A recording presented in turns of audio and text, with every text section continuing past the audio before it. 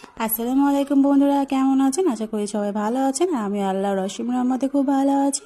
তো আজ আমি বাঁধাকপি দিয়ে একদম চারা পোনা মাছ রান্না করেছি। তো চলো শুরু করা যাক কেমনভাবে রেসিপিটা বানালাম। কথা না বাড়িয়ে মূল রেসিপিতে চলে যাই। তো প্রথমে একটা পাত্রেতে আমি 4টে চারা পোনা নিয়ে নিয়েছি। তো এবারে দিয়ে দেবো স্বাদ অনুযায়ী লবণ আর হলুদ গুঁড়া দিয়ে দিলাম। দেওয়ার পরে ভালোভাবে মাখিয়ে নেব মাছের সাথে। তো আমার মাখানো হয়ে গিয়েছে। এবার আমি মাছগুলো ভাজা করে নেব। মাছগুলো আমার ভাজা করা হয়ে গিয়েছে। এবার আমি রান্না করে নেব।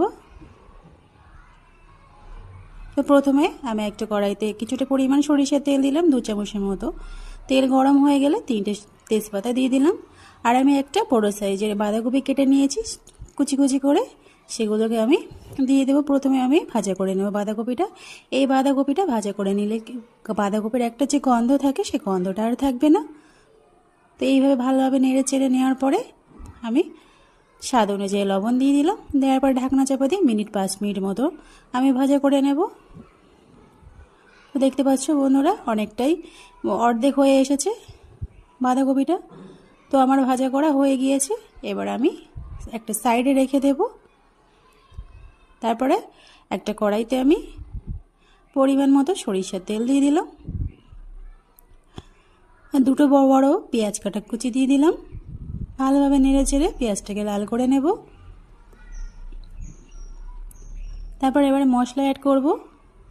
আদা রসুন বাটা দিয়ে দিলাম 1 চামচ, লঙ্কা গুঁড়ো দিয়ে দিলাম 1/2 চামচ, 1 চামচ হলুদ গুঁড়ো দিয়ে দিলাম, আর 1/2 চামচ করে জিরা ধনে আর গোলমরিচ গুঁড়ো দিয়ে দিলাম। সব উপকরণগুলো দিয়ে ভালোভাবে নেড়ে চেড়ে নিয়ে অল্প একটু পানি দিয়ে মশলাটাকে ভালোভাবে কষিয়ে নেব। তো আমার মশলাটা একটু কষানো হয়ে গিয়েছে। তারপরে আলুটাকে আমি প্রথমে দিয়ে দিলাম। দিয়ে ভালোভাবে নেড়ে চেড়ে আমি ঢাকনা চাপা দিয়ে দেব, যাতে করে আলুটা সিদ্ধ হওয়া পর্যন্ত অপেক্ষা করব। তো এবার দিয়ে দিলাম স্বাদ অনুযায়ী লবণ।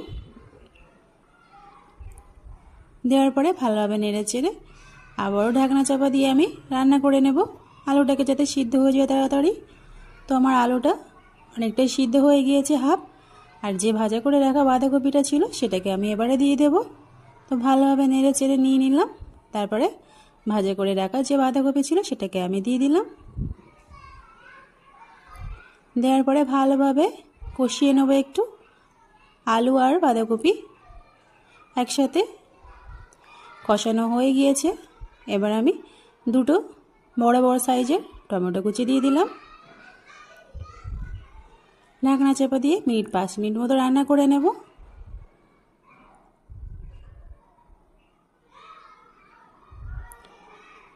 ভালোভাবে নেড়ে চেড়ে নিয়ে এইভাবে আমি আরেকটু কষিয়ে নেব টমেটোর সাথে। তো বন্ধুরা, যে যেখান থেকে পরে আমার ভিডিও দেখছে তাদেরকে অসংখ্য অসংখ্য ধন্যবাদ আমার পাশে থাকার জন্য। পুরনো বন্ধুদের তো অসংখ্য ধন্যবাদ, আর যারা আমার নতুন বন্ধু হয়েছে পাশে থেকেছো তাদেরকে অসংখ্য ধন্যবাদ। আর যারা আমার এখনও চ্যানেলে নতুন, প্লিজ সাবস্ক্রাইব করার জন্য অনুরোধ রইল। তো এবার পর্যাপ্ত পরিমাণ পানি দিয়ে দিলাম। দেওয়ার পরে ভালোভাবে ঝোলটা ফুটে গিয়েছে। এবারে আমি ভাজা করে রাখা 4 পিস পোনা মাছ দিয়ে দিলাম। দেওয়ার পরে আমি আবার ঢাকনা চাপা দিয়ে 5 মিনিট মতো রান্না করে নেব। 5 মিনিট পর ফিরে এলাম বন্ধুরা, ভালোভাবে ফোটানো হয়ে গিয়েছে একদম। তো এবার উপর থেকে আমি একটু গোলমরিচ গুঁড়ো দিয়ে দিলাম। দেওয়ার পরে নামিয়ে নিলাম। এবার গরম গরম পরিবেশন করব। আজ এই পর্যন্ত। ভালো থাকবেন, সুস্থ থাকবেন, খোদা হাফেজ।